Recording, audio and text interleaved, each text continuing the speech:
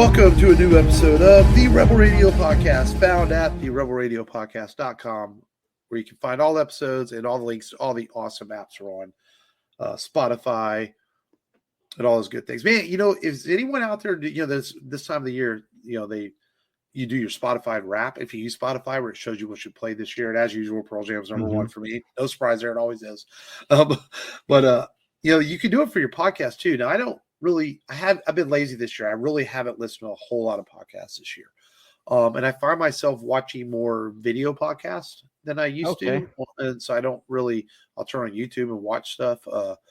But if anyone out there happens to have the Rebel Radio Podcast in their top 5 Spotify Wrapped, take a screenshot, drop it on our Facebook group page, or send it to us at the Rebel Radio Podcast at yahoo.com, or drop it on Twitter at Rebel Radio Pod, and let us know. And I'll have to maybe, I don't know, I'll shout you out, send you a sticker or whatever. I think I still owe Francisco a sticker for showing that he subscribed to my son's YouTube channel. And Francisco, message me. I'll get back to you. I'll send you those stickers. I know you're up in Austin now, and you deserve some Rebel Radio stickers and some buttons. I will get those in the mail. When I'm dropping off an eBay package or something, I'll drop off some stickers to our good friend of the show, Francisco. So yeah, man. Apologies, no episode last week, man. We got into Thanksgiving week, and man, we were just like we were tired. We were a little burnt out. I was tired. Yeah. I also didn't feel real good. Like Thanksgiving weekend, I think the carbs and everything, man, like it fucked with my body or something. Yeah. And I was just like, you know what? We're not doing an episode. So we took a break. Forgive us. I mean, God forbid, it's only the third break. We took a break we always take a break in New Year's, which we will this year. We took a break, I think, after Compalooza in June, and now this one. So we only took 3 weeks off all year for you people. So if you give us a hard time, you know what? I'm dropping some middle fingers your way. We don't care. So it's like, I know you did get to hear your favorite sexy voices in your ears last week, but you get to hear them today. We're back. Your post-turkey conundrum. But yes, we are back like the McRib. The McRib is back. Yes. I know. I forgot to Long is not on today's episode. He was just on us for Godzilla month. And he mentioned that. And I'm like, what's funny is I think I grabbed McDonald's that day, which I just wanted to quit. I needed to eat something, need some iron in me. So I grabbed the quick cheap burger and something to drink. And I'm like, and he texts me and I'm like, I could have got a fucking McRib. Instead, I settled for this little McDouble trash burger or whatever, And like, God damn it. And but I will conquer a McRib before it's all off the market again. Yes. The special. You like McRib? I've never had it. You've never had a McRib? I've never had McRib. You haven't lived, my friend. Holy shit. Matt, get you a fucking McRib. You come back next week and tell me you tried a McRib. Okay. I mean, it's going on this weekend, huh? That's your homework this week, man. Okay. Fucking McRib. Because there's right across from the church, there's a McDonald's, and I'll have to swing by there. There's McDonald's everywhere, man. Everyone lives within 5 minutes of McDonald's, unless you live in bumfuck Egypt, middle of Indonesia or something. And now they opened up like a bunch of Jack in the Boxes over by my house. So like Jack in the Box is coming back. I mean, I didn't know they went anywhere, but maybe it's just they started coming out with those smash burgers. Now they do smash burgers now. Yeah, I saw them advertise that. But yeah, man, McRibs, man, they are back. You better go get you one. I can't believe you never had a McRib, man. No, man, I've never had it. That's like people living in Texas have never eaten Whataburger. It's like, where have you been all this time? Yeah. It's like, which, I mean, it sucks now that it's owned by a Chicago company, but, Yeah, we knew that there were going to be possible issues there. I mean, I did eat there about a week ago with my oldest son, and it wasn't too bad that night, but in general, it's just not what it used to be. There's certain ones that you can go to and you can get something reliable with some. I mean, that can be said about any fast food joint. You're going to find something reliable in the menu usually. The worst Whataburger I ever had was over on it was down Antoine and Pinemont. And nobody listening to the show knows where the fuck that is. Yeah, I know. Yeah.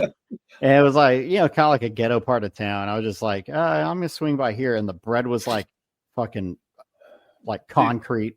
The easy way to solve this is every fast food joint just needs to sell tacos, because you can't fuck up a taco unless you're Taco Bell, because those are disgusting, but surprisingly good at 2 a.m. dude, after a bunch of beers. Man. Maybe when you were in high school, not anymore, dude. Trust me, Taco Bell's nasty. I don't know how people eat that. I can't eat it anymore. It like makes my stomach disgusted. It turns me off. I'm like, nah. Yeah, I'll pick it up every now and then for the kids after baseball or whatever. And I'm just like, no, I'm not eating. You guys are good. It's gross. No, bro. Nah, that's one place I've just completely turned heel on. I just can't do Taco Bell anymore. It's just nasty. But now that we have made everyone hungry or not hungry, depending on how you look at it, how was your Thanksgiving? Your Turkey Day? Man, it wasn't bad. We went to my wife's side of the family. Went to go visit her grandmother, and her aunt and uncle came that she hadn't seen in a while. And there's property out there, so the boys got to run around and play. We watched football, ate everything, and it was good. Had a fun time. Yeah, I was all right. Mine, we had at my brother's house, and decent food, decent people. Decent people. Talk about my family. Decent people. They're decent people. I like them a little bit, but just a little bit. They had a good time. We played some football out in the Greenbelt, behind my brother's house. Oh, yeah. And watched grown men almost hurt themselves. My brother and brother-in-law and my brother's neighbor. And I'm like, when y'all wake up in the morning you are sore, don't call me and complain. Yeah, dude. So, yeah. It's much different post 30. I got the all-time QB gig, so I didn't have to do a running or tackling. Oh, there we go. Just toss it up. See, fucking smart, man. Use a brain. Yeah, dude. So yeah, man. But so yeah, man. Turkey Day is upon us now. It's full speed ahead to Christmas, man. It's just 3 weeks away, and so we got couple fun episodes here for you before Christmas, and then our annual Batman movie for Christmas, which we don't even quite have locked down yet. We've got a couple ideas, but we will have it locked down in the next week or so is what we're doing for our Batman Christmas movie. And but that being said, taking last week off, there's a bit to talk about today, so we're going to get right into it, man. The one good thing about having a couple weeks off is you have time to not only spend time with family and things like that, time to watch some shit, man. And yeah, dude. So I know we both watched a movie that hit Hulu, and we'll talk about that in a minute. But I am been going full swing ahead. I'm almost done with The Penguin. Only 2 episodes left for me. It's really good, man. It gets better. It's really interesting because first off, it should win Emmys. Colin Farrell and the girl that plays Sophia are fantastic. Set design, cinematography, all that great stuff. But it didn't occur to me that at the beginning of the episode, until someone at work mentioned this, there's no DC logo on it. Okay. Ooh. There's also no mention of Batman. There's no mention of the Riddler. They call him a madman. They don't even mention the Caped Crusader. The Penguin's, a little bit of spoiler here, minor spoiler. Penguin's running drugs, doing all this bad shit. And he's not even once worried about the Batman. So it's kind of like it's really well written. But if you sit back and think for a minute, you're like, wait a minute, they're pulling a fast one on me on the viewer here. Like, I'm supposed to believe they're doing all this. Where's the Batman? Now, Matt Reeves has said some things like, oh, well, you'll see why when the Batman 2 comes out. It better be a fucking good explanation that the Batman is just allowing the Penguin to take over Falcone's world after the movie and is running these drugs everywhere. Yeah. I mean, the Batman better be super fucking deep in something busy, and I guess we have to wait till part 2 comes out to find out. And I imagine I don't see why not using the name Batman or Riddler would be a copyright issue, because you're paying to use the Penguin. Maybe if you say Batman or Riddler, you have to pay the creators every time you say it. I don't know exactly how copyrights work. Maybe it's not just a visual copyright. Maybe you have to say it. But I didn't notice that till someone mentioned it to me. I'm like, well, they're right. But it's good, man. If I know you watched the first episode, man, but try to dive back in. It's ultra violent, lots of language. No, you don't want the kids. It is ultra violent. This is not a PG-13 Batman. but it's really good. I like it, man. It's a good show. But I did see something kid friendly. I took the kids to see Moana 2. And this is an interesting film, man. This came from what was supposed to be a television series, right? And they turned it into a new movie. They reworked the script and turned it into a film, and it works. Is it convenient? Yes, but it works because it's Disney. Are the songs as strong as Moana 1? No, because it's not Lin-Manuel Miranda doing the songs. He's a master. So they brought in a different songwriter, but I still think they were good. I didn't find them, disappointing or anything. Hard to follow Moana. Yeah, well, yeah, and his writing and his songwriting. But overall, it was fine. It was fun. Waverly loved it. She was excited to see it. Wyatt even enjoyed it, and he was not excited to see it. So he was being a typical boy. But we walked out of the theaters and were very entertained by it. They both enjoyed it. So it's a good time in the theaters, and I would much rather see that than Wicked. I have no real desire to see Wicked. Yeah. Still want to try to see Gladiator 2, but I know we both watched. I don't know if you watched both episodes of Skeleton Crew. I watched the first one. Okay, so we'll talk about that in a minute. And I know we both watched Alien Romulus, which we'll talk about in a minute. But did you see anything else additional this week? The last couple of weeks since we last did a show. I did. So I was just kind of looking around, trying to see what I could watch, and I didn't realize that Immaculate was on. Man, is it on Disney Plus? I want to say it's on. It was either on Disney Plus or Max. It's one of the two. It was a streaming service, but I saw that it was free, or maybe I was on Amazon Prime. But it was this weeks ago, so I can't exactly remember. But I remember Chris Stuckman giving it a good review. And it is a solid horror movie. I think they do a good job with the religious horror aspect. I didn't think it was going to be good. I will say it was decent.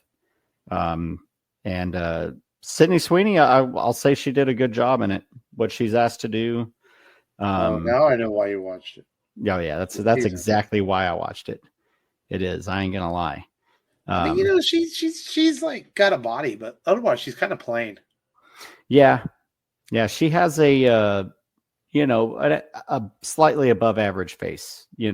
Nothing crazy, but the body is obviously what everyone knows her for. But yeah, she's a nurse, or not a nurse. She's a nun in a convent of nuns, and has a virgin pregnancy, but finds out that it was fabricated by this sect of religious people that she's with in this convent, to try and bring forth a savior, but in a non Christian holy way. And they do weird things in there that nuns and priests should not do, and killing people that don't agree with them, torturing them. And she has enough of it, and kills everybody that put her through this and made her go through this, and ends it at the end, and it's pretty brutal in parts. But if you've got nothing else on, you definitely watch it. I won't say it's the best thing I've seen Sweeney in. She's definitely not a lead actress usually, but I feel like she does a good job in here. And if you're looking for a horror movie to watch, and you are into Sydney Sweeney, then this is an option for you. But that's really it. I did look for things that maybe I could rent and watch at home. So I didn't have to pay for popcorn and drinks and stuff like that. But nothing's really piqued my interest as of yet. Especially with Transformers 1 already coming out. I didn't have to rent that. So I'm pretty satisfied right now. The kids did see Moana 2, but I was at work and I did not get to go. So I cannot speak to it, but they did also enjoy it. It was good. Yeah, man. So let's talk about a little Star Wars first, man. This Star Wars this year with the Acolyte not being super well received, kind of take another hit from the fans and from the excitement for it. But there's a new show out called Star Wars Skeleton Crew, and it takes place after Return of the Jedi in the era of the Mandalorian. Maybe not. We don't know this is the exact same time. We just know it's from the opening trailer or opening narration. I wouldn't even call it narration, like title cards of the first episode, that it definitely takes place in the post Return of the Jedi era, as it mentions the new Republic and all that. And the fall of the Empire. So, and we meet these kids that are living on this almost Earth-like suburban planet with Star Wars-esque housing and speeder bikes and things like that. And they discover a ship, which basically launches with them in it. And this is all done after we're introduced to the kids, and they're in some sort of high-tech school and all this, and they talk about a barrier that covers the planet, and no one's ever been past the barrier. But lo and behold, the ship takes off, and the one kid's dad witnesses the ship taking off with these two other girls, and who are all kind of being kids playing against each other. I dare you to do this, I dare you to do that. Yeah. I really like the kid interaction. I know people were complaining about the kid actors, and my first thought is they're kid actors. They're doing okay. You know? And I thought they were fine. And they take off into space, and they end up going to hyperspace and passing the barrier, and they're like, as typical kids, like, oh crap. That's basically what happens in the first episode. And you didn't see the second episode yet, Matt, but it gets a little more wild. But first off, my first impressions of this is the nice homage to A New Hope in the opening sequence is really cool. And my first thought is it's refreshing. It has a sense of adventure. It's not bogged down in its own mythology, that's all the reasons I like it a lot so far. I watched it with Wyatt. He really enjoyed it. I think I was texting you guys, and I feel like Star Wars sometimes over the last couple of years in the Disney era has gotten bogged down in its own mythology and forgot sometimes, it has forgotten what it's like to make a film with a sense of wonder and adventure. And I do think that The Force Awakens still had that wonder and adventure. And then the sequels suffer from the mythology of it, the sequels to the sequel. And I feel that Mandalorian has that sense of adventure. But as the show went on, it got bogged down in go here, do this, constant quest, and its own mythology created within the Mandalorian. So to me, the Skeleton Crew is the freshest Star Wars show we've had since the first season of The Mandalorian. It has the sense of adventure, the sense of wonder to it, the sense of familiarity and the excitement in this universe that we all know and love. And I think that's why it works so well. The Acolyte asks you to know a lot about mythology, jumps you right into it. It's not fun. It's not exciting. You don't give a shit about any of these characters. You're just thrown into it. Ahsoka is really good, but Ahsoka is only really good because if you watch Rebels. I think Ahsoka is very difficult for the common person to jump into. Obi-Wan, I think, could have been funner. I see now I liked Obi-Wan, but I can see now how it was a bit dreadful with Obi-Wan being kind of a miserable hermit on this planet, and maybe it lost some of that sense of fun, but I still enjoyed it. And I think the Skeleton Crew is a very quick, good reminder in just 2 episodes of Star Wars should be fun, people. Let's have fun with it. Let's not be so serious. It's okay to have not fun moments in it, like at The Empire Strikes Back when all seems defeated and the galaxy is no good, but you have that sense of hope going to Return of the Jedi, because that's what a great story does. It tells a great story where you have great villains and you do have a sense of possible dread, but always a sense of hope. And the Skeleton Crew to me brings some of that back already. And I know that's saying a lot in just an hour and 15 minutes of 2 episodes, but that's just what the sense I got from it. I'm like, I sat down, I watched, I'm like, okay, this is Star Wars. I don't have to care about this Jedi, and I don't have to care about Saul and this guy with a mask who's some weird, creepy Asian dude living in the woods. And, Yeah. it's just like, and maybe it's because it's the kid aspect of it, or maybe it's the fact that John Watts, who directed the Spider-Man Homecoming trilogy, understands dealing with a younger cast, and he's a producer on this and helping direct it. But there's just a lot to like in the Star Wars show already. Yeah, no, I think you hit it right on the head with the sense of wonder and the excitement and the adventure. And I mentioned, and I'm pretty sure a lot of people think this, it reminds me of the Goonies, but with Star Wars. A bit, yeah. They get into trouble searching for adventure. They think it's a Jedi temple until they realize it's a shit. Yeah. And I think the group of the 4 is fun. I think they have a good dynamic. Each one is a little different. The elephant alien kid seems like he's just super by the book. Great character. Yeah, great character. The kid behind the makeup and mask is playing him perfectly. I saw like little behind the scenes footage of him wearing that apparatus. And they made the kids spend a lot of time together, so they got to know each other before they started filming. Yeah, and it shows on screen. Yeah, I think they even got to know the directors and the assistant directors very well, and they mentioned how they were like heckling them a lot on the set, and they're pretty savage. So it was pretty funny to hear some of those comments. And it does have its own mythology. You haven't watched the second episode. There is a little mystery that's introduced in the second episode. Okay. Which is very intriguing, but it's not like you're not bogged down in it. You're not bogged down in Jedis and Sith Lords and the Empire and all this stuff. It's like it's an interesting mystery. Like in The Acolyte, in the very first 5 minutes, we see Trinity, Carrie-Anne Moss, get killed.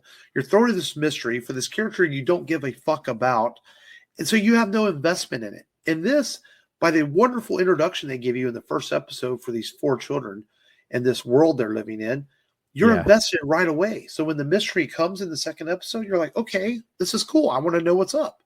And the second episode's only like 30 minutes, Matt. So you guys sit down and watch it. It's only 30 minutes? Yeah, it's a little bit shorter. That's the one thing about the second episode. It's a little bit shorter. But it plays well. It's like a very exciting 30 minutes. They up the action a little bit in the second one and things like that. So when that mystery is introduced, you're invested in the mystery. You're not invested in the Acolyte mystery because you don't give a fuck about Carrie-Anne Moss's character getting killed in the first 5 minutes. So I think that's what's great is you care immediately about these characters in the Skeleton Crew, and it's exciting. And that's the way Star Wars should be. And, don't trip, Matt, whatever you're doing there. Matt's walking through his house with his camera and all this. And he's looking around like he's being chased by Michael Myers or something. And it's like, what's going on here? I was grabbing a soda, and I was like, I didn't want all the background noise. So I had to, So, but yeah, so man, the Skeleton Crew, I think, is a nice fresh start for Star Wars on Disney Plus. I liked it, and I liked that the first episode ended on a cliffhanger. Man, it's like they do a good job of making different. So does the second one. Oh shit!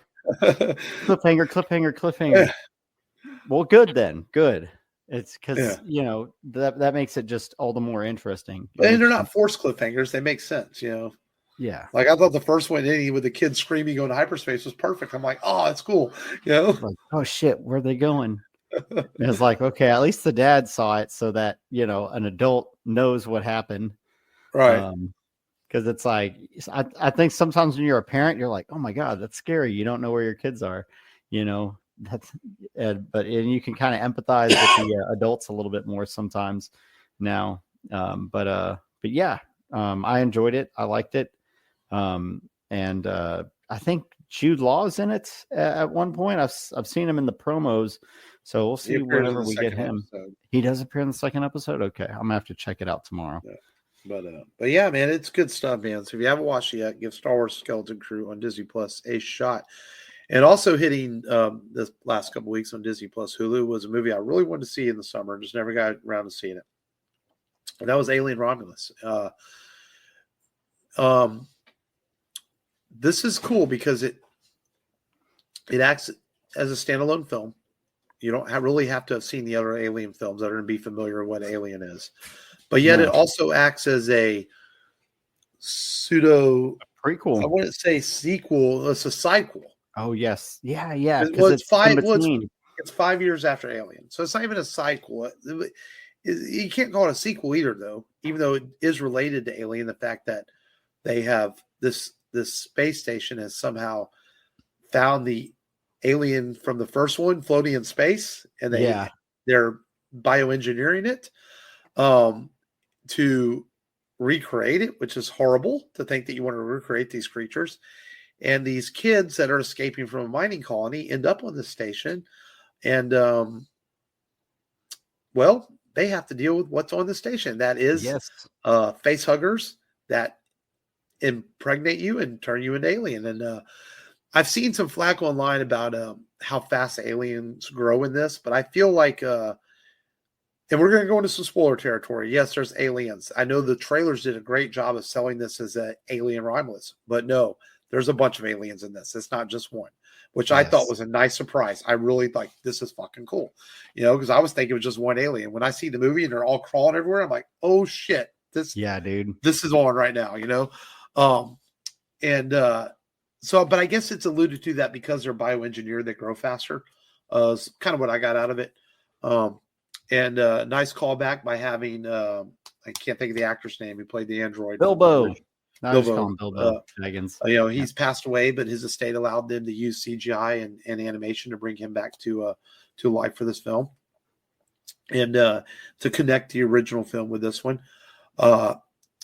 Is the film great? No. Is it very satisfying as an alien film? Absolutely. I mean, if I had to rank it out of 10, I'd give it a 7 out of 10. It has some really cool. It's extremely well shot. The cinematography, the direction of it, I think is really well done. Fantastic CGI. Some really great scary moments with the aliens and some great stuff. There's some nightmare fuel inducing shit in the last 15 to 20 minutes. With the humanoid creature that is created through these aliens. And it did better. So Alien Resurrection, which is the one that everyone hates, tried to do something like that at the end of it with the Ripley clone and the alien and tried to, but it didn't work. It was weird and awkward. And this works because, and I think the reason it works is because it doesn't explain it.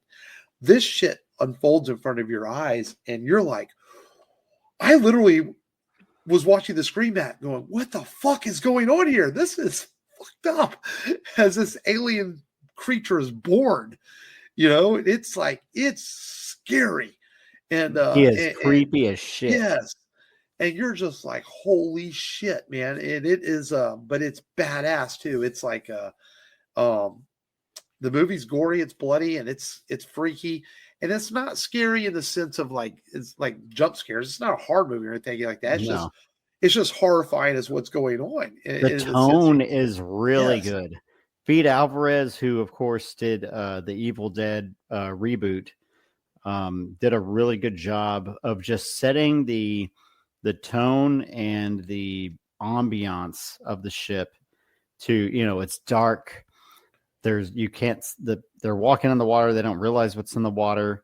The tension that he's able to build up, the suspense, it's all like what classic horror movies used to do really well.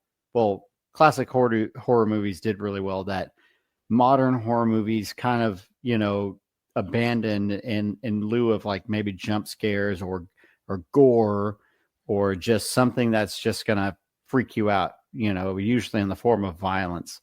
But this one is just old fashioned, good directing, good set, lighting, all of that stuff is on point. And I feel So too like kudos to him. it's a great companion to Alien and Aliens, and especially even the way it's shot. Alien, Yeah. there's not Pete Alvarez gives nods to Ridley Scott in this, and he also gives nods to James Cameron. But yet he makes it his own thing, the way he shoots it. Like if Alien is shot with greens and browns, and Aliens is shot with blues and browns, he shoots with reds and browns. So it has its own color palette, but yet it fits in with those films. You could almost make a little mini trilogy out of Alien, Romulus, and Aliens and be completely satisfied. Yeah. You know, you don't ever have to have watched Alien 3 and be satisfied with a mini trilogy of those 3 films. And he even throws nods to Prometheus because of the creature that's born at the end of the film. That's a throwback to the possibilities of what were introduced in Prometheus and Alien Covenant, of what these engineers and these aliens can do. I think a lot of people didn't catch onto that because Prometheus was a very complex film that a lot of people may have not retained. But he did a good job with that. I thought the world building in it in the first 20 minutes was fantastic. Introduced this mining colony and new stuff we had not seen in this alien universe. Because in the alien universe, all we ever see are planets. We never really see the inner, and we hear about the Wayland company. We never hear about the workings of the universe. There's mining things going on, and that mining colonies and forced labor stuff like that. But man, it's really cool, man, and I'm glad I finally got to watch it. I would love to see Alvarez do another one if he gets a chance to follow up on it. I think I've never watched his Evil Dead because I just don't want to watch it. I did see his first film. Was it Follows? That was his first film. Oh yeah, It Follows, and that was cool. And at the time, I didn't know it was him directing it, but this guy, he's definitely a talent.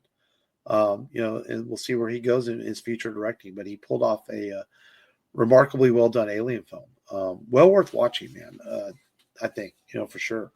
It's pretty good whenever you make a modern aliens film and you're like, man, it's a top 2 or 3 aliens film. Yeah.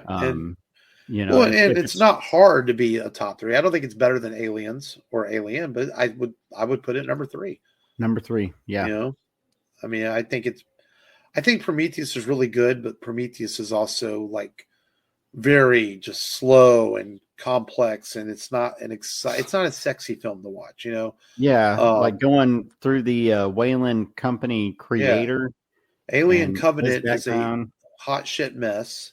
Alien 3, it's it's fine. Then Alien Resurrection, we know, is just absolute trash.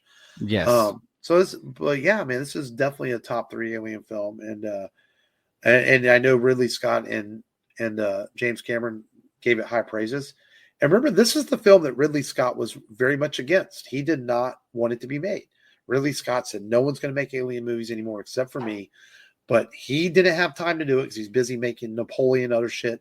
And 20th Century Fox says, we're making an alien film. Finally, Ridley Scott came around and gave Alvarez his blessing to make the film. And as long as he got producer credits and all that. And even Ridley Scott was impressed. He saw the film and was like, okay, yeah, other people can make alien films, apparently. Given the right director. That's right. The right vision. Yeah. So you're not the only one, Ridley. Go make Gladiator 3, 4, and 5 or something. I don't know.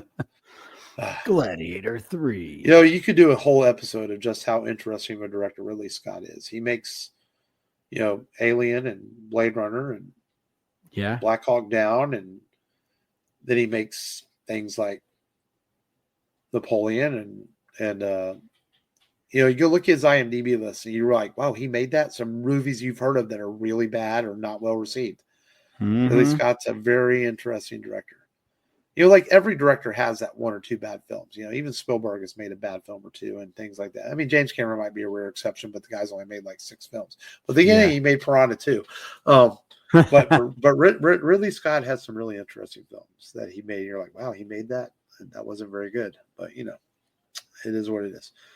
But yeah, man. So some good stuff we watched this week, and this could end up being one of these episodes where we spend more time talking about what we watched and then we do the feature film. But let's get into the feature film. Yeah. A movie that we mentioned last week or 2 weeks ago when we finished that. We had this movie's made we always send each other lists, or I have a master list of movies we're going to do. And this movie has been on that list and kept getting pushed back. And some of it was Johnny Depp was in trouble with the law and the Amber Heard mess and pooping on his bed and all that stuff, whatever was going on with that. And, so that we never got around to doing this film. And it's also a film that, like, do we want to do it? Do we want to cover it? And we're like, Christmas time, it's a fun action adventure movie. It felt like a good time to cover it. And that is Pirates of the Caribbean, The Curse of the Black Pearl. And, or I was told by someone at work, it's Pirates of the Caribbean. Well, fuck it, whatever. Caribbean. Who cares if I don't say it right? I have a joke. It's a goddamn pirate movie. That's all I know. Apple is it a pirate pie. joke, Matt? It is. Apple pie, $2 for a slice. Cherry pie, $2.50 for a slice. Chocolate pie, $2.75 for a slice. These are the pirates of the Caribbean. How about that? Wow. Yep. And I think after 400 expected episodes, we just completely jumped the shark. Wow. Pirates. I'm sorry, folks, that just turned us off. I hope you didn't and left the show on. They're like, I'm done. You know what? I had some hope. Now, fuck it. I thought it could never get worse than Chainsaw Dick, but apparently it can. I'm trying to one up that one, man. I'm trying. So, Matt, without telling the entire plot of this very long, dragged out film, what is the summary of this movie? Pirates. Cursed pirates. Cursed pirate gold. But how does Jack Sparrow play into that? Yes. So there was a man so evil that hell itself spat him out. And I think that's Jack Sparrow. And he's very quirky. I don't think he's very hellish. I think Barbosa is more hellish than him. But we're introduced to a William Turner. William Turner has ties to said pirate who hell spat him back out. William Turner and Jack Black cross paths as he, docks in search of a ship while he is arrested for his actions. Did you say Jack Black? Sorry, Jack Sparrow. I was say, wait, Jack Black? Jack Black. I don't remember that. Peaches. No. So the Black Pearl does attack while Jack Sparrow. Now I can't say Jack Sparrow. Jack Sparrow is in jail. Takes the governor's daughter, played by Keira Knightley, because she, I guess she has a nuance of what's going on. It isn't said. A lot is implied. And they take her because they believe she is the daughter of Bootstrap Bill, and they need her blood to lift this curse that this cursed gold of Cortez has given them, as they are skeletons and they walk as the undead in the moonlight. With the help of Jack Sparrow, because Captain Norrington, the governor's commodore in his army, refused to help and launch a campaign against these pirates to pursue them and get Keira Knightley back. He teams up with Jack Sparrow. It all leads back same place it began, and they come up with a plot to take out Barbosa's men with the help of Norrington, while also, using Jack Sparrow to use Barbosa's men against Norrington's. But they are able to reverse the curse, turn Barbosa human, and defeat him. And then it cliffhangs onto another issue, as now Will Turner, who has aligned himself with pirates, is now being sought after by the law. And we get our cliffhanger into the second, would be the second film. But yeah, so Cursed Gold, pirates, of the undead, and they had to reverse the curse so that they could kill the pirates and take back over the ship. And yeah, it's like it's a little bit of a mess now that I'm like going through it little by little. And here's my thing about that. Okay, first off, I will give absolute credit to Johnny Depp, the marketers of this film, Disney, and the world of pop culture, for turning Jack Sparrow into an absolute pop culture monster since this film was released. Dude, he's Indiana Jones, right? Well, to an a extent, household name. Kids around the world know who he is. He's cosplayed by a lot of people. He's action figures, toys, and based on a ride at Disney World that only wasn't really well known outside of Disney circles, into this very popular character. And critics originally said this film was sucky. Yeah, they gave it a 63 on Metacritic. 63. Well, here's what I feel about this movie. Do I enjoy it? Yes. I do. Do I feel it's great? No. But I feel there's a great film inside this film. And what I mean by that is, if Gore Verbinski, who had an editor and would edit this may sound like a lot, but it's a 2.5 hour film, 45 minutes out of this film. Cut this down to an hour and 45 minutes. Yeah. You have a really great action adventure movie if you tighten it up. But instead, you have these scenes that just drag and drag and drag, that weigh the film down into its 2.5 hour runtime that makes it take forever. You have Barbosa giving these long speeches that aren't necessary.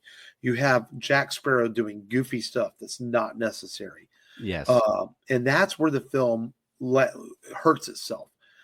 But there's this bunch of great sequences in it. There's a decent plot that's a little messy, but it works. And as an action adventure film overall, it does its job. But good Lord, it should be shorter. The music is great. The soundtrack is awesome. And Gore Verbinski did the same thing with his Lone Ranger film.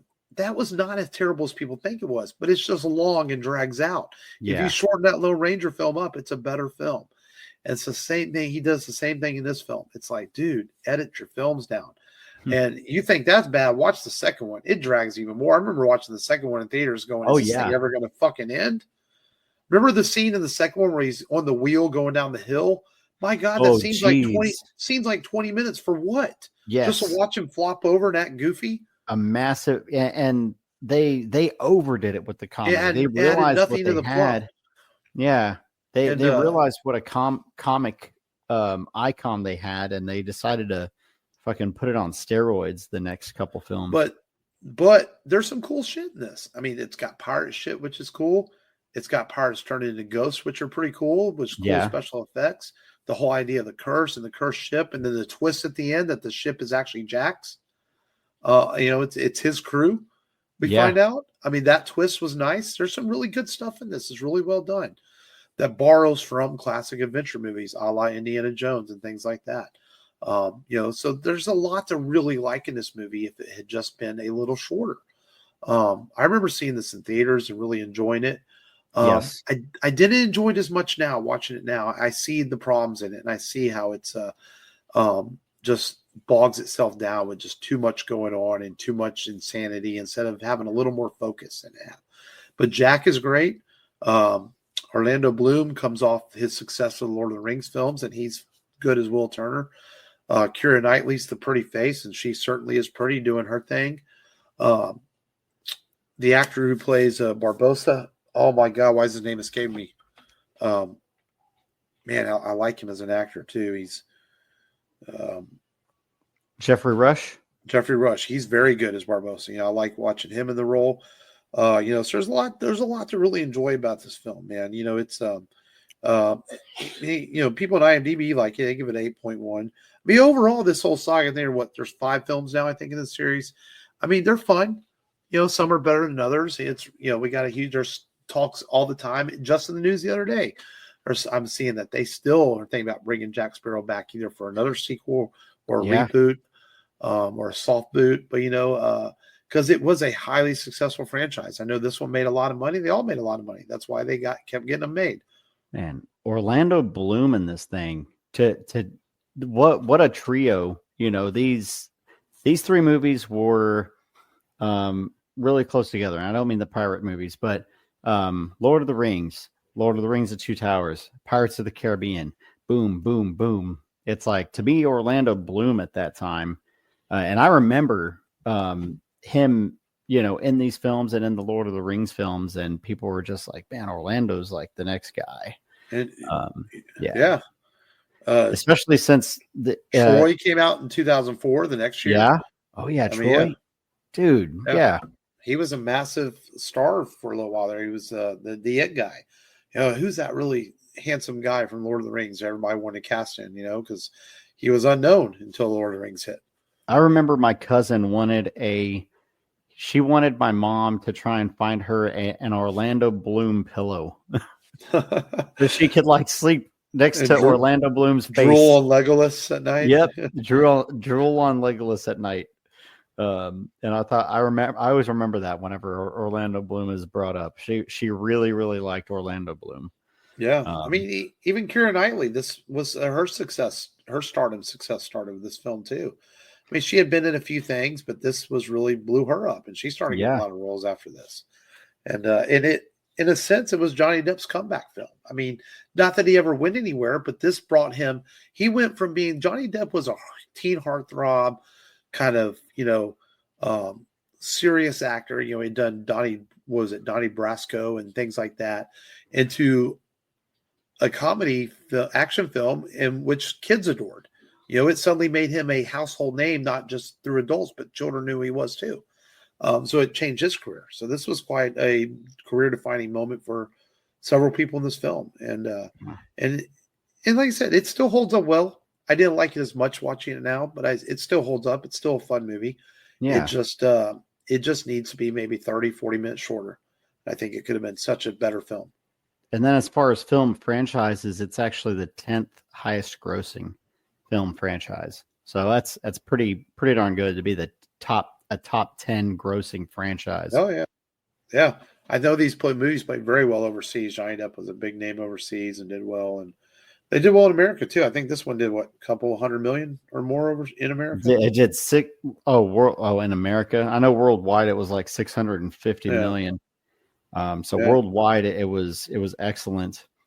In America, I think it was closer to like 350. I know it did well. Still really good. It made really triple its money, triple its budget back. Yeah. No, that's remarkable. I know it was one of the bigger films of 2003, and U.S. and Canada 305 million, gross worldwide 654 million. Opening weekend alone was 46 million. I think it must have gotten better, reviews as it went around. Like a slow start has probably contributed to the bad, reviews that it got from critics, because critics were just like, oh, this is dumb. And lo and behold, the audience did not think so. Well, I can see how critics didn't like things like, critics don't like anything. So. Oh yeah. Yeah. They're always they're gonna be over critical of something that's not, that's outside of the norm, especially like this film. Matt, I was trying to find out who were the other actors that had auditioned for Captain Jack Sparrow, because I don't think this franchise would have been what it was without Johnny Depp. Johnny Depp, doing things like, improvising lines, and just adding that goofiness that he added. I don't think that was originally in the plot. Right. And the flair he added to the character. Yeah, no, I agree too, 100%. It's become synonymous and iconic with him. You can't see any other actor doing it. It's just like, Harrison Ford is Han Solo, Keanu Reeves is Neo. It's just he's that guy for this role, and he works very well in it. So some of the actors who were considered for the part: Michael Keaton, Matthew McConaughey, Jim Carrey. A young McConaughey at the time. Okay. Yeah. I see him more than Jim Carrey. Jim Carrey, De Niro and Hugh Jackman. De Niro would have been too old. Jackman, I think he could have done it, but it wouldn't have been as goofy. Not comedic enough. Yeah, he would have been charming. He would have been like a charming. Yeah, McConaughey would probably been the closest. He'd have been the closest. Yeah, easily out of those. Carrey would have been too goofy. Yeah, Carrey would have been too goofy. Keaton too serious. Yeah, it would have McConaughey. But it's a fun film. It was a good one to watch and discuss and look back on it some. And but Pirates of the Caribbean, The Curse of the Black Pearl. The Black Pearl. Arr. And I saw a pirate movie. It was rated R. And we move on. We let the Godzilla month blow by, and we don't believe we ever did this month in pop culture history. And we may have intended to do it last week at the end of November because we were going to originally record this episode and we just did it. Yeah. So we're going to give you a double dose this week of this month in pop culture in November and December. And this will be our final pop culture for this year, as we have some other things planned for the last couple of weeks. But and will we bring this back in January? We haven't decided yet because we don't want this month in pop culture history to get stale where we're doing the same stuff every year. But we'll let you know more on that later. But for today, this month in pop culture history for November and December. Yes. So November. Did not realize this was a November film because I always picture this as being a summer blockbuster. But 1997, Titanic, directed by James Cameron, starring Leonardo DiCaprio, Kate Winslet, was released. And I was like, yeah. Yeah, it's a holiday movie. I knew that. It just stayed at number one and played for weeks and weeks and weeks through the holiday season and went on to win tons of awards. Yeah, that was a fall movie. Because back then, in the 90s too, Gladiator, I know Gladiator 2 is in theaters right now. Yeah. Gladiator and Braveheart a couple years or the year before this started changing things. It used to be if you felt you had an Oscar nominated movie, you released in the fall. You got your butt in theaters by late fall, so you get nominated for Oscars, and maybe you didn't go to wide release till later on. Braveheart was an early year release. It came out like in March. Gladiator came out like in May. Those were the exceptions. And then now it's not uncommon for movies to release for Oscars to be released throughout the year. But that used to be a thing. You felt you had an Oscar nominee, you were coming out in the fall. Makes sense. But I don't care what anybody says. Titanic's a great film. It is. I know it is a great film. I know it has its haters. It has its naysayers. It gets a lot of flack for, young Leo and the love story and all that. But it's a remarkable piece of filmmaking. It's a really well done movie. It's good. It's well written. It's got great characters. It's a great film. 2015, Hunger Games Mockingjay Part 2. It would be the final Hunger Games movie we saw until the prequel came out, last year. But yeah, the film that made Jennifer Lawrence a household name. And made studios start all of a sudden buying up all these teen novels. Yes. Let's make the Maze Runner. Let's make the Maze Runner. Let's make what's the Trials movie? Or Oh yeah. Yeah. Divergent. Those movies. And I only watched the first Divergent, which not earlier this year. I never did go back and watch the other ones. Yeah. I've only seen the first one myself. Hunger Games was fine. It was okay set of films. Nothing to write home about. No. But very popular novels turned into very popular movies. And it gave us J-Lo, who we ended up getting naked in. What was that movie earlier this year? Oh, yeah. It doesn't matter what the name of the movie was. No Hard Feelings or something like that. It doesn't matter. All I know is she was naked on a beach. That's all I know. She was. And she was beating the shit out of people while she was naked. She could do that to me. But anyway. Yeah. 2020, speaking of Johnny Depp, he lost a libel case against a UK newspaper, which called him a wife beater. Of course, we know that he was good. He was a good guy all along. And she was the one literally shitting the bed. Yeah, dude. Oh, We use that Johnny. term a lot sometimes. You shit the bed. Amber Heard shit the bed. She actually did.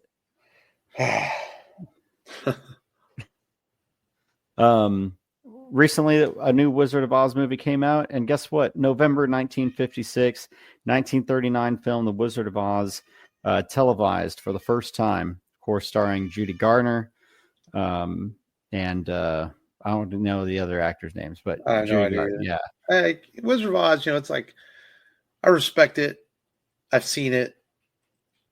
Okay. I know there are people that like, that is like, they're like these Wizard of Oz fans, and it's like, that is their golden ticket movie. It's like, Yes. to me, it's like, it's all right.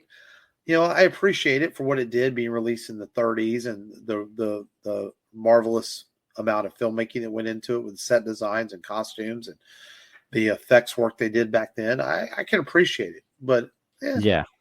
I don't love it. I can bet you we'll never cover it on this show. No, definitely not. Especially because Dorothy is the bad guy. And it was my ex-wife's favorite movie, so it'll never be covered on this show. 1973, The Man with the Golden Gun, starring Roger Moore, begins filming. That's the one that had Christopher Lee in it.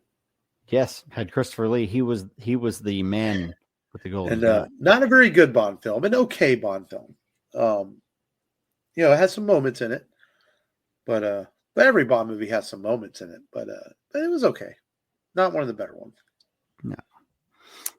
Did we do a Bond film at all this year? I don't think we did. Ooh, we usually do, but I guess get at least one. We'll have to do. We'll have to bring some in 2025. Yeah, we might have to do a double. Yeah. Thunderball. I think we talked about it. We just never did one this year. Yeah. We covered this one, and this was a fun film whenever we covered it. 1984, A Nightmare on Elm Street debuts, and it saved New Line Cinema, baby. Freddie saved the franchise. Everybody forgets that was a November movie. People thought it was like a Halloween film, and no, it actually came out a little bit after that. And I think there was a reason for it. I think there was some things coming out in October. Well, I think some of it was more timing. I think back then, now it's real common to have horror movies out at Halloween. But back then, people didn't go to the movies in September and October. You either went to movies in the summer or you went to movies of the holidays. Yeah. And I think that's probably had a lot to do with it back in 1984. Was just the timing of it, That makes sense.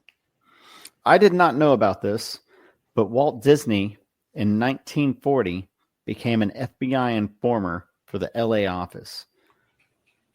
I don't know who he was informing on, but he was an informer. So they say. Yeah. I've heard those too. But like I said, they never said what he was informing. All kinds of rumors about that, as to what he was doing. Yeah. But yeah, I know it's in one of the Disney documentaries talks about it a little bit. There's so many of them out there. I don't remember which one it was, but yeah. And then lastly, for November in 2001, Harry Potter and the Sorcerer's Stone, of course, an adaptation of J.K. Rowling's Harry Potter books, was released. Don't mention her name; she's been canceled. Yeah, I know, right? She's canceled. And Daniel Radcliffe, Emma Watson. And of course, the great Sir Alan Rickman. Alan Rickman. That's my Alan Rickman impersonation. Was it? How'd you like it? No. Expelliarmus. I'm trying. I tried. Yes, that the kids have been watching those. I think they made it through the first 4 so far, and then they kind of slowed down on them. And Harry Potter's all right. I'm not a huge fan. You know what? They feel like holiday movies for me. But I think it's because they have Christmas in like half the films. There's like half the films they sit around. Oh, my mom, she sent me this present, Harry. Yeah, that's true. You have a bottle of water. And they tended to always come out like in November, didn't they? Yeah, I think it was like November, Christmas time, close to that. Yeah. That's probably why. Also, that concludes November. On to December, and I felt like I had to end on a good on a high note for this one. So we're going to start off with 1953. Hugh Hefner debuts Playboy. Marilyn Monroe, Right. number one, centerfold, baby. And boys' lives were changed forever. Forever, dude. Forever. I mean, if you're a male under the age of, well, maybe if you're a male anywhere from the age, what year, maybe not the newer generation, but basically any male ever, if you never owned a copy of this, then you're probably not straight. Let's just say it that way. Yeah. I'm not gonna be politically correct here. You're probably gay if you never owned a copy of it. You know, and or snuck into a convenience store to buy one without your parents knowing, or exactly had one hid in the woods down the street from the house like we did, and you went and looked at him when your parents weren't around. I mean, he truly changed the world by releasing that magazine. For real. And I'd argue for the better. I mean, we got to see lots of celebrities we would have never seen if it wasn't for you. He was an artist. That's right. The golden god. The golden god, man. The golden goose. 6 years ago, 2018, computer animated film Spider-Man Into the Spider-Verse, starring Shameik Moore and Haley Steinfeld, premieres in L.A. Academy Best Picture or Academy Best Animated Film winner 2019. Great film, great sequel. Hurry up on the prequel. Yeah, I mean, just an amazing film. Probably the best two Spider-Man films made. Yeah, man, I don't know what a sequel is. There's some talk that's being reworked from the script stage, which is terrible if that's the fact. I don't know who to believe. Yeah. I don't believe that. I don't think they would go through all that animation, spend all that money, and then completely rework the film. So I have a feeling that's just somebody talking. Because I've never heard any official reports of that. I feel like, hopefully it comes soon. But Spider-Man Into the Spider-Verse was freaking awesome, man. I mean, and then Across the Spider-Verse, the second one was just as good, if not better.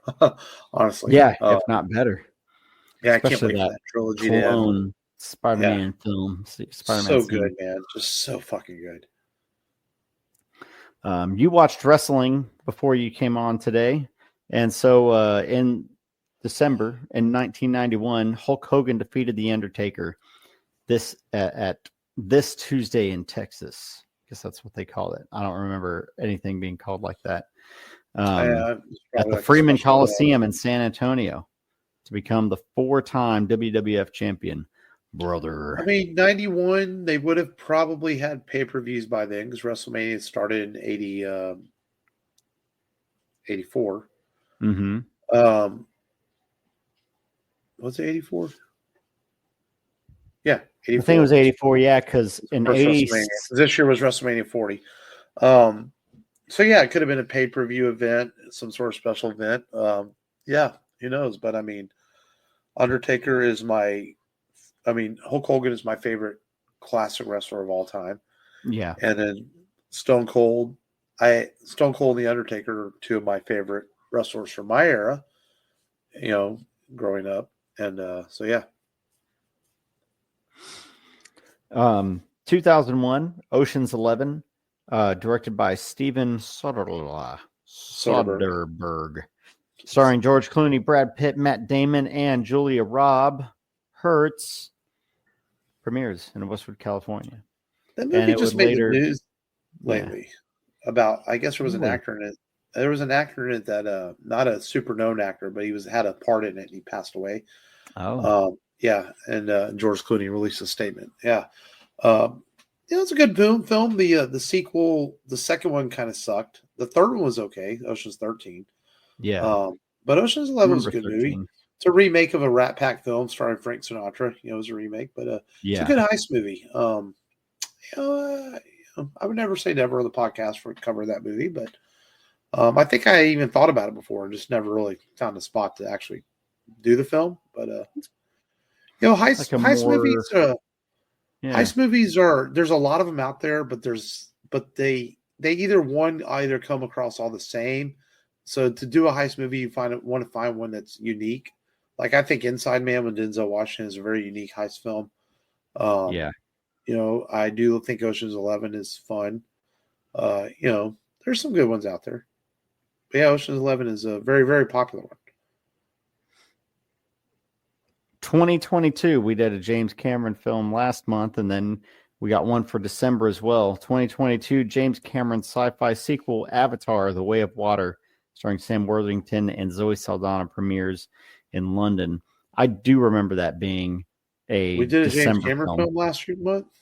No, for pop culture history. I talk about Titanic, and then... Yeah. Oh, yeah, man, Avatar... we're about a year. I guess we're a year away from the third one. Looking forward to that. I enjoy those movies, man. I know they, similar to Titanic, they have their haters and their naysayers, but I like watching James Cameron films unfold on screen. His movies remind me of why I go to the movies. Excitement, adventure, taking me to a world I've never been to, and that's exactly what Pandora is. It's a world you can't go anywhere in except in the movies. That's the only place you're going to go, to Pandora, and that's fucking remarkable. And for 2.5, 3 hours, you are in this world and you're escaped in it, and you're engrossed, you're enthralled in it, and you're going to walk out of that theater probably entertained, in watching James Cameron's Avatar films. Definitely entertained. 1979, not the Smashing Pumpkin song. Star Trek, the motion picture, the first movie of the series, premieres, directed by Robert Weiss, starring William Shatner and Leonard Nimoy. And it put everybody to sleep in the theaters. God, the movie's a bore fest. It's Number 2, though. Yeah. Yeah, it's like they took the idea of Star Trek, which is colorful and exciting and visiting strange new worlds, to this film that just sits there and talks to the space probe for 2 hours, and they try to figure out what's going on, and they wear these plain white outfits. They change their outfits from the color to these white things that are not exciting, don't capture your imagination at all, and just like, oh my God, that film is, I wouldn't say it's bad, it's just it's boring. It's just a fucking boring film. That's just the only way to put it. And I like Star Trek, but I do not like Star Trek the motion picture. It's not something I want to watch. I remember you telling me it's the even ones are the best, and the odd numbers are the worst, usually, for the Star Trek films. Yeah, but that curse got broken, I think, with a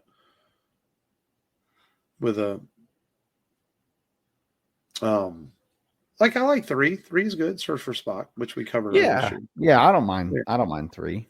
I like that one. Well, that used to be the thing, was the even number films. Yeah.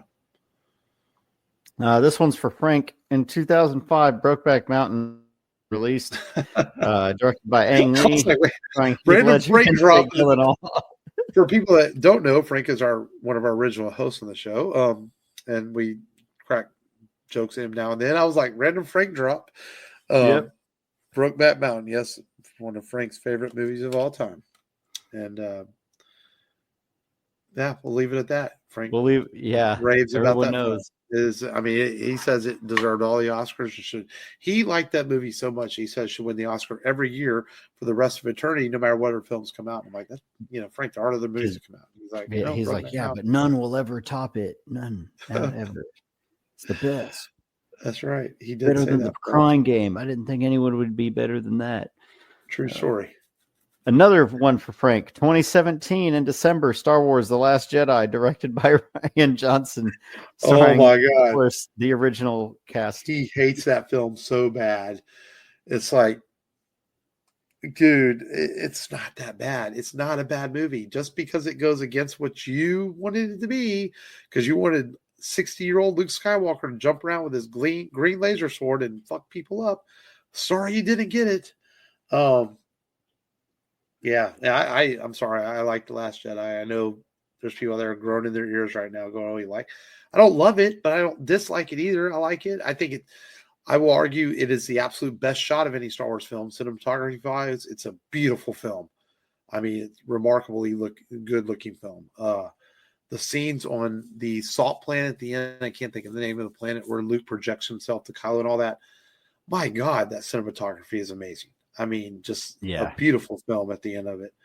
I think it takes some bold ideas and it takes some things that were different for a Star Wars film, and maybe it's not what you wanted, maybe it's not what, but the original film still exists. It doesn't change anything. It doesn't destroy your childhood. I love it when a grown man says, "They're fucking up my childhood." Dude, you're 29 years old. Nobody bothered your childhood. Exactly. It still exists. It's just a movie. Your childhood passed.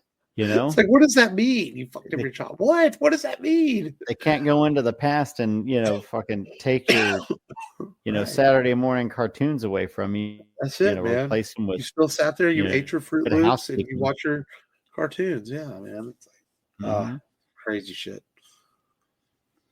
And lastly, because the Christopher Reeve documentary is in the spotlight. I heard it's great. We're recording on Friday night. It goes on Max tomorrow. I'm going to try to watch that for next week. I've been wanting to see that.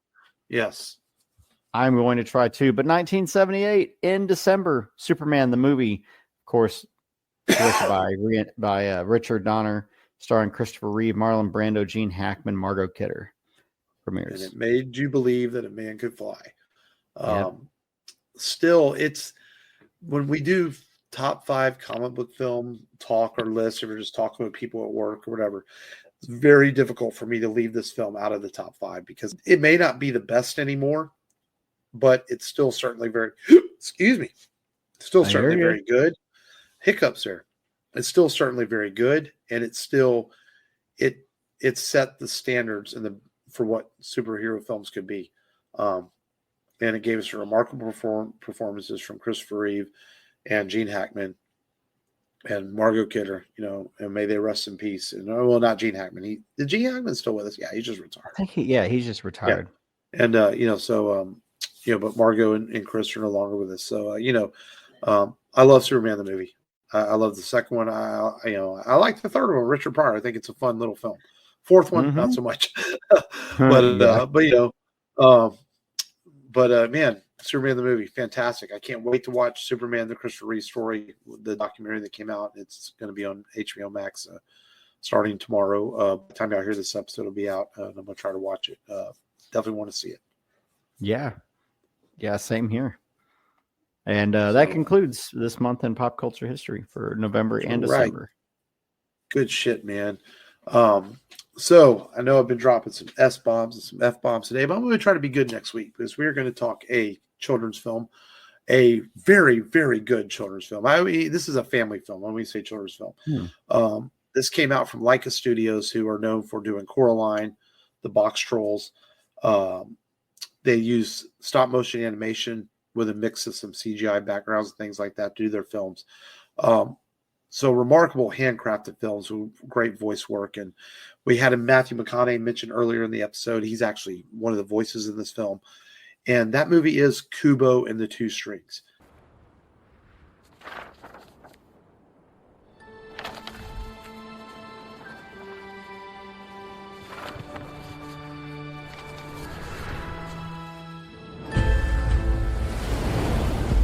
If you must blink, do it now.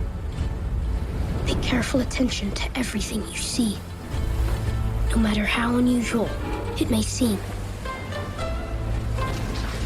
If you look away, even for an instant, then our hero will surely perish.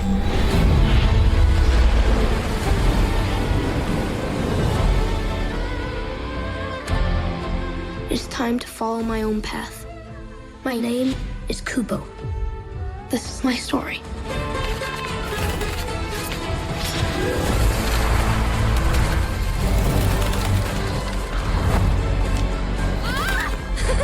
Your magic is growing stronger, but when we grow stronger, the world grows more dangerous.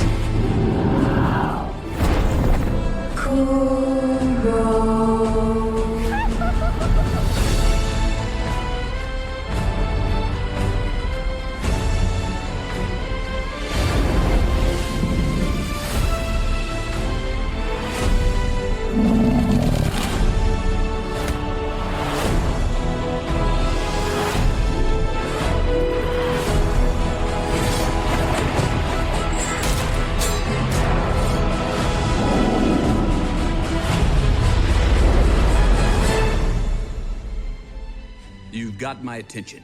I promise I won't even blink. I actually don't think I even can blink. Do I have eyelids?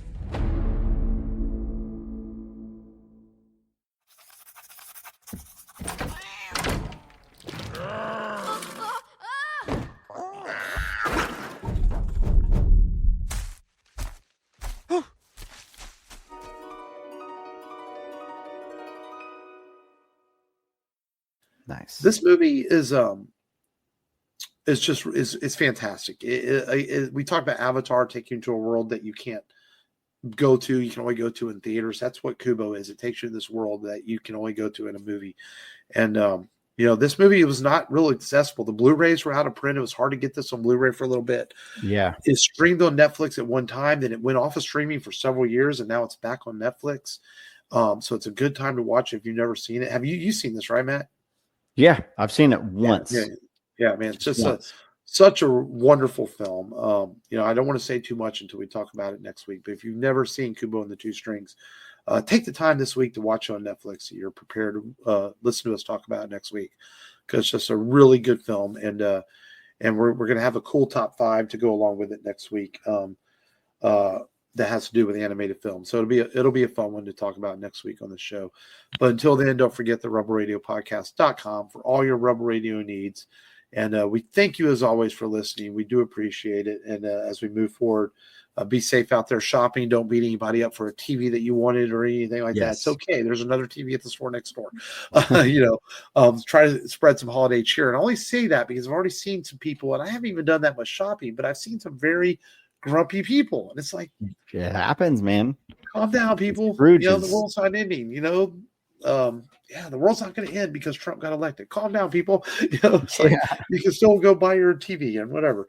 But anyway. But until next week, thank you for listening. This has been Mark. This has been Matt. Remember, as always, just go there and do it. Go there and do it.